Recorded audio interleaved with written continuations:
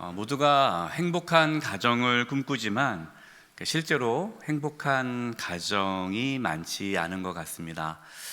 최근에 제가 이제 우리 막내딸 고3인데요. 어느 식당에 가서 식사를 한 적이 있어요.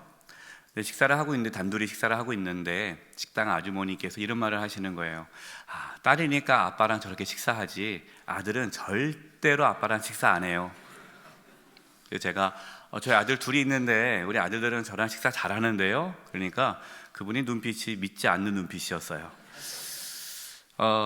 왜 그럴까요? 왜 이렇게 가정이 행복하기를 바라지만 실제로 행복한 가정이 많지 않을까요? 그 이유는요, 죄로 인하여서 하나님과의 관계가 깨어졌기 때문입니다.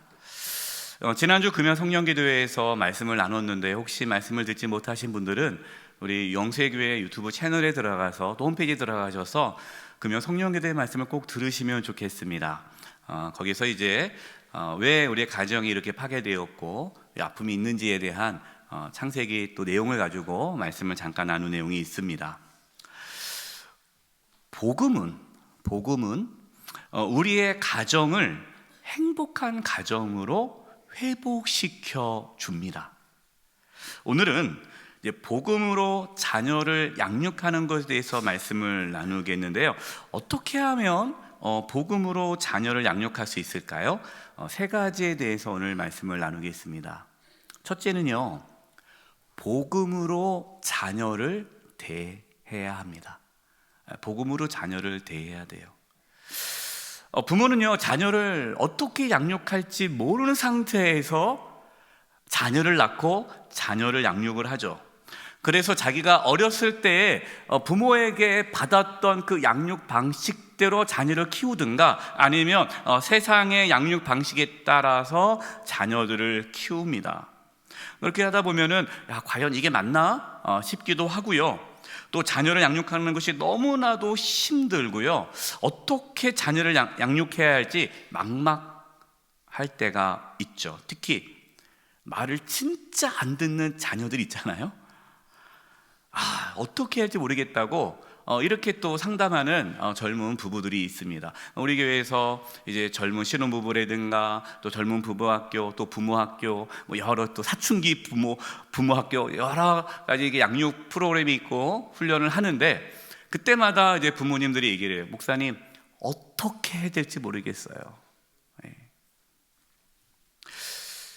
진짜 우리가 자녀를 양육하는 데 있어서 진짜 중요한 거, 가장 우선적으로 가져야 될 것은요, 자녀를 복음으로 대하는 것입니다. 오늘 본문 에베소서 6장 4절 앞부분을 표준 3번 읽어드리겠습니다. 또 아버지신 여러분, 여러분의 자녀를 노엽게 하지 말고. 여러분 이 말씀을 어떻게, 우리가 아는 말씀이니까 이상하지 않지만 솔직히 이상하지 않나요? 왜냐하면 성경에는 어떻게 나와야 돼요? 자녀들아 부모를 노엽게 하지 말고 이렇게 해야 되잖아요. 여러분 대부분 가정에서 누가 많이 화를 냅니까? 부모가 화를 내잖아요. 자녀 양육할 때에 대부분 부모가 화를 냅니다. 그런데 오늘 말씀에서는 자녀를 노엽게 하지 말라라고 해요. 자녀를 노엽게 하지 말라라는 것은요, 자녀를 이해하고 자녀와 소통하라는 뜻입니다. 아니 목사님 어떻게 말을 엄청 안 듣는 자녀를 이해하고 소통할 수 있을까요? 비결은요, 자녀를 복음으로 대하면 됩니다. 복음으로 자녀를 대한다는 것이 무엇일까요? 하나님의 눈으로, 하나님의 마음으로 자녀를 대한다는 것입니다. 하나님께서요, 저와 여러분을 어떻게 대하십니까? 말 안 들으면 바로 때리시고 소리 지르시고 혼내십니까? 만약에 하나님이 그런 분이시라면 저와 여러분 중에 살아남아 있을 자가 없겠죠. 우리가 얼마나 말을 안 듣습니까? 그때마다 때리시면 소리 지르시면 무서워서 어떻게 살겠어요? 하나님은 우리가 죄인으로 있을 때에 한마디로 하나님 말씀을 엄청 안 들었을 때에 하나님께서는 우리를 사랑하셔서 독생자 예수님을 보내주셨습니다. 로마서 5장 8절입니다. 그러나 우리가 아직 죄인으로 있을 때에 우리가 하나님 말씀을 잘 들을 때가 아니라 하나님 말씀을 엄청 안 들었을 때에, 죄인으로 있을 때 그리스도께서는 우리를 위하여 죽으심으로 하나님께서 우리에게 주시는 사랑을 나타내셨습니다. 할렐루야, 아멘. 복음은요, 조건 없는 하나님의 사랑이에요. 우리는 자녀를 조건 없이 사랑해야 합니다. 목사님, 사실 그렇게 해요. 우리는 조건 없이 자녀를 사랑합니다. 말은 그렇게 하지만 우리는 늘 자녀에게 조건을 걸죠. 너 이거 안 하면 엄마가 너 뭐 안 할 거야? 저는 어렸을 때 그랬거든요. 말 안 들으면 쫓겨날 거라고. 그러니까 뭔가 조건이 있는 거죠. 여러분, 자녀를 조건 없이 사랑하시기 바랍니다. 다른 사람과 비교하지 마세요. 너는 왜 그러니? 누구는 그런데 절대, 하나님이 그렇게 하기 시작하면 여러분 우리 못 살잖아요.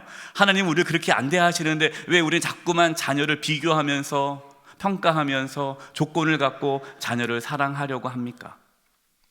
예수님을 보십시오. 예수님이 이 땅에 어떻게 오셨습니까? 자기를 비워 종의 형체로 인간의 모습으로 이 땅에 오셨어요. 하나님이시잖아요. 하나님은 어떻게 인간이 되십니까? 그것은 예수님께서 자기를 비우셨다는 거예요. 겸손하게 우리를 만나 주셨다는 것이죠. 이 예수님의 겸손함을 경험한 부모는요, 자녀에게 겸손히 다가갑니다. 자녀의 겸손히 다가간다는 것은요, 자녀의 눈높이로 내려가서 자녀를 이해하고 공감하고 자녀와 소통한다는 것입니다. 그래, 너 너무 힘들겠구나. 그 아이의 눈높이로 가는 거예요. 아빠 때는 그러지 않았다, 그러지 마시고요. 그 아이의 눈높이. 그러면 자녀는 노하지 않은 거죠. 자녀가 노한다는 것은 지금 복음으로 대하고 있지 않다는 뜻이에요.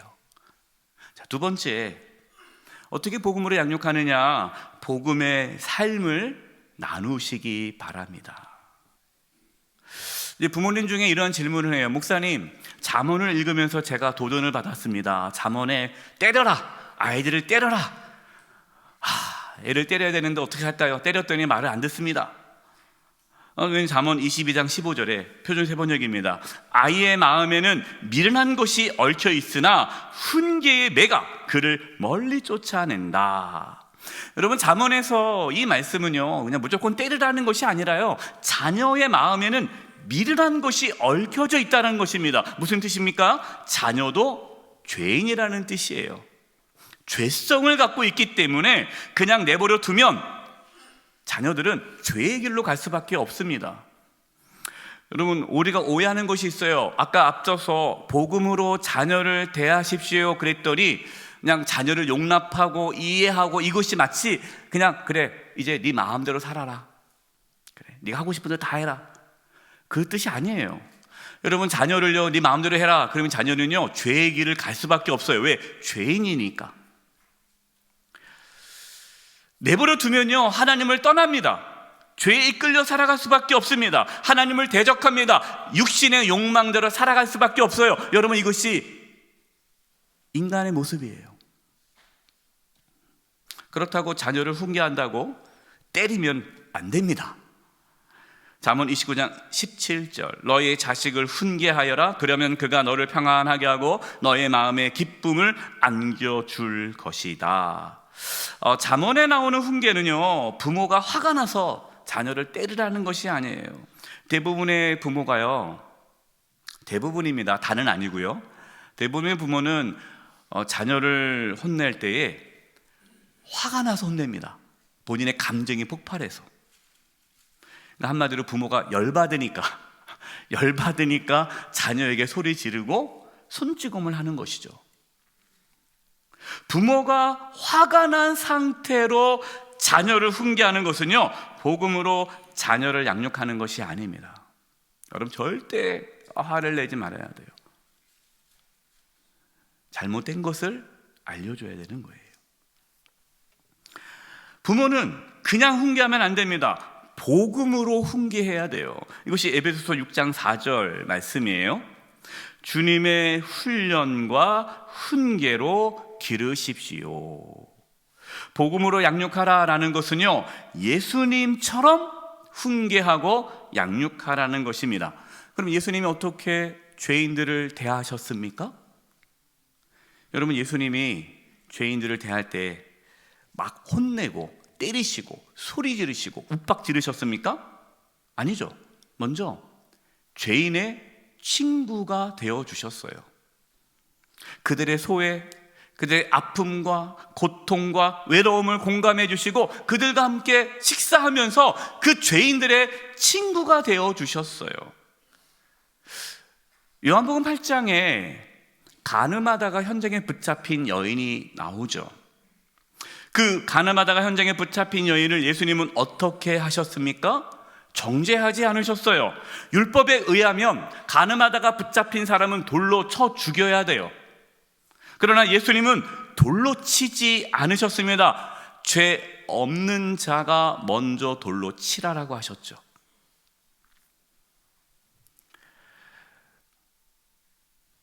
돌로 쳐 죽이면 사람들이 간음을 안 할까요? 아니요. 걸리지 않게 더 몰래 하겠죠. 우리가 자녀를 훈계한다고 때리잖아요. 때리면 자녀는 일시적으로 부모의 말을 듣습니다. 왜요? 무서우니까. 맞기 싫어서. 하지만 그 자녀는 분노하고 있어요. 겉으로는 표현을 못합니다. 또 혼날까 봐. 나중에 힘이 생기면 반항해야지 하고 버티는 거예요. 그러다가 힘이 생기면 이제 부모의 말을 듣지 않죠. 예수님은 간음한 여인을 용서해 주셨습니다. 그의 연약함을 받아주셨어요. 예수님께서는 그 여인의 죄를 대신 짊어지시고 십자가에서 피 흘려 죽으셨어요. 부모와 자녀 모두 죄인입니다. 우리가 하나님 앞에 설 수 있는 것은 예수님께서 우리의 죄를 짊어지시고 십자가에 피 흘려 죽으셨기 때문이죠. 자녀의 연약함이 발견된다면, 자녀의 죄악이 발견된다면 예수님께서 우리의 죄를 대신 짊어지시고 십자가에 피 흘려 죽으셨다라는 것을 알려주어야 합니다. 우리가 하나님 앞에 설 수 있는 것은 아빠도 엄마도 죄인인데 하나님 앞에 설 수 있는 것은 예수님 때문이다. 예수님께서 우리의 죄 때문에 십자가 피 흘려 죽으셨다. 우리가 잘해서가 아니라 예수님 때문에 하나님께 용서받았다라고 알려주어야 돼요. 부모도요, 자녀 앞에서 자신의 연약함을 고백하고 함께 예수님께 나아가 회개할 수 있어야 합니다. 예수님은 가늠한 여인에게 다시는 죄를 짓지 말라라고 하셨어요. 그래서 가늠하는 것이 죄라는 사실을 알려주셨습니다.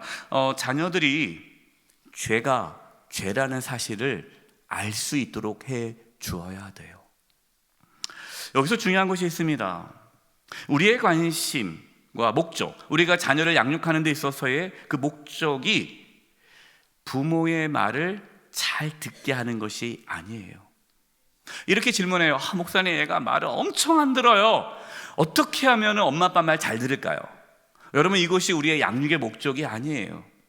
자녀가 좋은 대학에 들어가고 좋은 직장을 얻고 좋은 배우자를 만나고 또 좋은 자녀를 낳고 행복하게 살아가는 것이 우리의 자녀 양육의 목적이 아닙니다.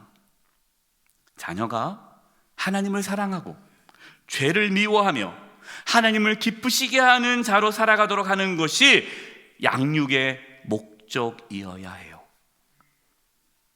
따라서 부모는요, 세상의 삶의 방식을 가르치는 것이 아니라 예수님의 삶의 방식을 가르쳐야 합니다. 세상에서 성공하고 행복하기 위해 양육하는 것이 아니라 복음의 삶을 살아가도록 양육해야 돼요. 그럼 복음의 삶이 무엇입니까? 예수님처럼 사는 거예요. 예수님을 따라 살아가는 거예요. 예수님을 닮아가는 삶을 사는 거죠. 제자, 예수님의 제자로 살아가도록 하는 것이 복음으로 양육하는 겁니다. 부모가 먼저 예수님을 따라 살아가야 돼요. 부모가 먼저 예수님의 제자로 살아야 되죠. 자녀와 함께 복음의 삶, 예수님을 따라가기 위해서 어떻게 해야 할지 고민하고 삶을 나누는 것이 필요합니다. 부모도 연약하잖아요. 자신의 연약함을 자녀에게 고백한다고 해서요, 부모의 권위가 떨어지는 것이 아닙니다. 이제 상담하다 보면 이제 부모님이 이런 얘기를 해요. 자기가 너무 아이를 잘못했대요. 자기가 너무 잘못을 했대요. 상처를 많이 줬다는 거예요. 자녀를 키우면서 막 때리기도 하고 윽박지르기도 하고, 돌이켜보니까 목사님 말씀 들어보니까 내가 너무 잘못했다는 걸 깨달았다는 거예요. 제가 물어봤습니다. 그래서 자녀에게 사과하셨습니까? 아니요. 왜 못하셨어요? 자존심 때문에. 부모로서 자식에게 잘못했다, 미안하다, 용서해달라는 말을 못하겠다는 거예요. 여러분, 그것은 복음이 아니에요. 복음은 우리가 죄인임을 인정하는 겁니다. 제가 우리 자녀에게 용서를 구한 적이 있어요. 저도 인간이니까 죄를 짓잖아요. 자녀에게 잘못한 적이 있습니다. 제가 용서를 구했어요. 한 번만 용서를 구했겠습니까? 또 잘못해서 또 용서를 구했겠죠. 근데 어느 날 제가 듣지 않았는데 우리 자녀 셋이 테이블에서 서로 세 명이서 모여서 이야기를 하는 이야기를 이제 들었어요. 그 내용이 뭐냐? 아이들끼리 얘기하는 거예요. 우리 부모님이 우리를 처음 키워봐지 여러 번 키워봤겠냐. 그러니까 부모님도 서투른 거고, 그리고 부모님들이 또 자기가 잘못했다 하니까 우리가 이해해 주자. 부모님들도 처음 애를 키우는 건데 자기들끼리 모여서 용서를 얘기하더라고요. 그 얘기를 몰래 듣고 너무 감사했어요. 애들이 용서해 주는구나. 네. 부모가 일방적으로 자녀를 가르치는 것이 아닙니다. 부모와 자녀가 함께 복음의 삶을 살아가는 거예요. 자녀는요, 부모에게 있어서 함께 복음의 삶을 살아가도록 하는 귀한 동역자라는 사실을 기억하십시오. 세 번째입니다. 복음을 경험하기를 구하십시오. 에베소 3장 18절과 19절입니다. 모든 성도와 함께 그리스도의 사랑의 넓이와 길이와 높이와 깊이가 어떠함을 깨달을 수 있게 되고 지식을 초월하는 그리스도의 사랑을 알게 되기를 빕니다. 그리하여 하나님의 모든 충만함으로 여러분이 충만해지기를 바랍니다. 아멘. 바울이 에베소 교회 성도들을 위해서 기도하는데요. 뭘 기도하느냐? 에베소 교회 성도들이 예수님의 사랑을 알기를 기도한다는 거예요. 자녀가 예수님의 사랑을 알 수 있도록 기도해 주셔야 됩니다. 복음은요, 배우는 것으로 끝나지 않아요. 복음은 내가 경험해야 돼요. 복음을 경험한다는 것은요, 그냥 머리로서 예수님이 나를 위해서 십자가에 피 흘려 죽으셨구나, 이건 지식이잖아요. 나를 위해 죽으셨다는 거 알아요. 그런데 감동이 없다면 안 되는 거죠. 이 머리에서 가슴으로 내려오는 게 깨닫는 거 아닙니까? 정말 예수님의 사랑, 그 하나님의 사랑, 자기의 독생자 예수님을 내어주시기까지 우리를 사랑하신 그 사랑이 온몸으로 느껴지는 것이 복음을 깨닫는 거예요. 경험하는 거예요. 여러분, 자녀가 복음을 경험할 수 있도록 은혜의 자리를 마련하셔야 됩니다. 은혜의 자리를 마련한다는 것은요, 자녀와 신앙에 대한 이야기를 자주자주 하는 것이 필요합니다. 근데 자녀와 신앙의 이야기를 할 때에 우리가 자칫 이렇게 하면 안 돼요. 이제 우리 큰 자녀들이 오래간만에 만납니다. 명절이나 생신 때 이게 자녀들이 오지 않습니까? 올 때 대부분의 부모님들이 이렇게 얘기해요. 요즘 교회는 잘 다니니? 교회 안 다니는데요. 야! 엄마 아빠가 교회 다니라고 얼마나 내가 바라는 게 뭐가 있니? 교회 다녀라. 예, 알겠습니다. 이게 여러분 은혜의 자리가 아니에요. 그 자리는요, 혼나는 자리죠. 혼나는 자리예요. 잠깐만 그러면요, 자녀들이 교회 안 다녔는데 다닌다고 거짓말해요. 자녀가 단지 교회만 다닌다고 됐다라고 생각하면 안 됩니다. 마태복음 7장 21절 말씀이에요. 나더러 주여 주여 하는 자마다 다 천국에 들어갈 것이 아니요 다만 하늘에 계신 내 아버지의 뜻대로 행하는 자라야 들어가리라. 교회 다닌다고 다 천국에 가는 게 아니라는 거예요. 우리의 자녀가 교회 다닌다고 해서 안전할 수 없다는 겁니다. 하나님 아버지의 뜻대로 행해야 돼요. 여러분, 아버지의 뜻대로 행한다는 것이 착하게 살라는 뜻이 아닙니다. 하나님 아버지의 뜻이 무엇입니까? 예수님을 믿어 죄사함을 받아 하나님의 자녀가 되어 영원한 생명을 얻는 것, 이것이 아버지의 뜻이에요. 우리 자녀가 교회를 다녀도요, 정말 예수님을 인격적으로 만나지 않는다면 그 자녀는 구원을 받지 못하죠. 그럼 복음으로 자녀를 양육하는 것이 아닙니다. 요한복음 3장 5절이에요. 예수께서 대답하시되 진실로 진실로 내게 이르노니 사람이 물과 성령으로 나지 아니하면 하나님 나라에 들어갈 수 없다. 성령으로 거듭나야만 천국에 들어갈 수 있다라는 거예요. 여러분, 부모도요, 자녀도요, 우리 모두 다 거듭나야 됩니다. 성령으로 다시 태어나야 천국에 들어가는 거예요. 거듭난다는 게 뭡니까? 우리가 진심으로 예수님을 믿을 때에 성령이 우리 가운데 임하시게 되고, 성령이 우리 가운데 임하실 때에 우리가 하나님을 아버지라 고백하며 그 하나님의 사랑을 깨닫는, 그래서 하나님의 자녀로 살아가는 그 은혜가 거듭남이에요. 하나님을 인격적으로 만나는 거죠. 요한계시록 3장 1절입니다. 사대교회 사자에게 편지하라. 하나님의 7영과 7뼈를 가지신 이가 이르시되 내가 내 행위를 안하니 내가 살았다는 이름은 가졌으나 죽은 자로다. 예수님께서 충격적인 말씀을 하시는 거예요. 사대교회 성도들이 살아있다. 그런데 진짜 죽었다는 거예요. 교회 다니지만 죽었다는 거예요.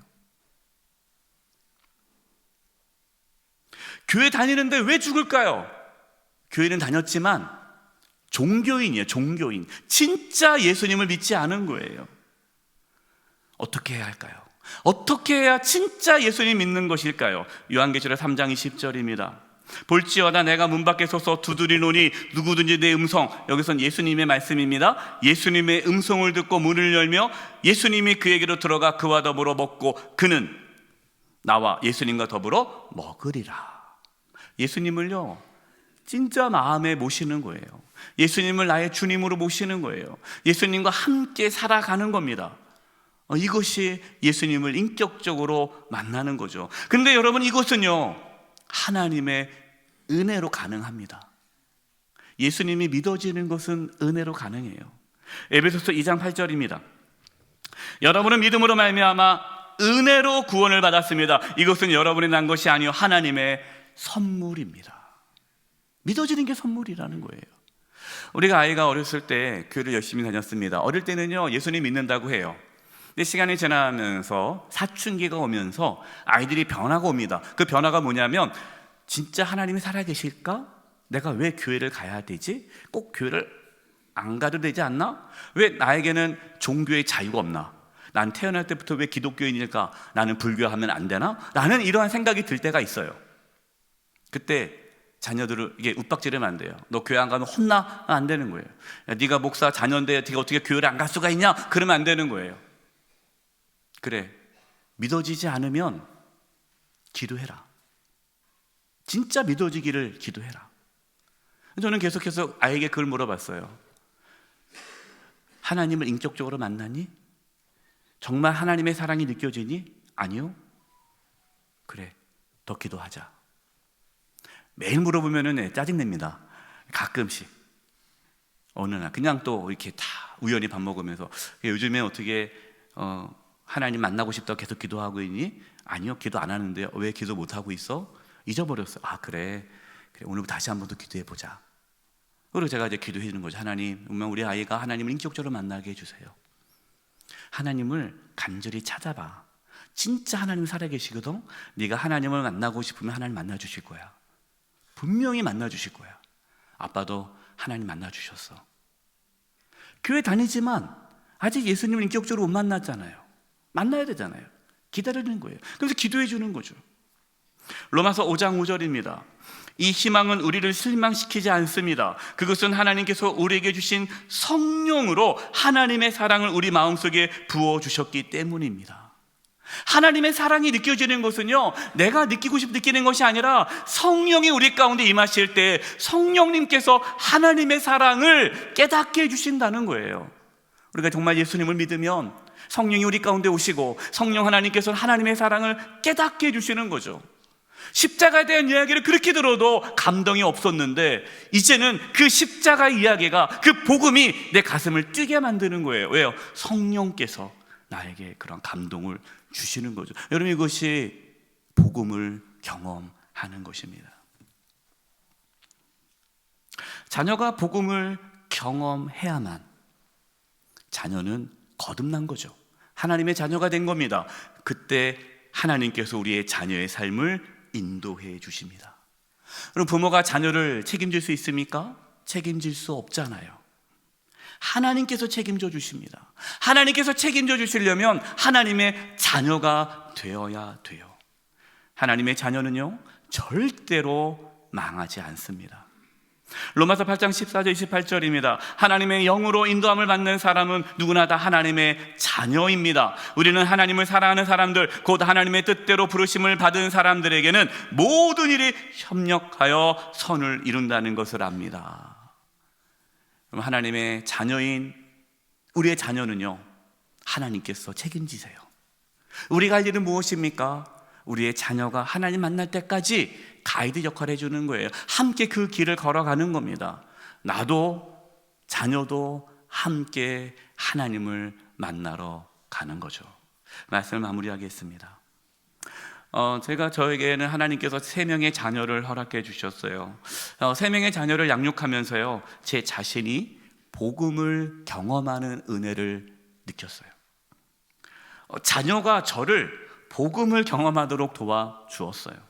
복음이 교리가 아니라 복음이 삶이 되게 해 주었습니다.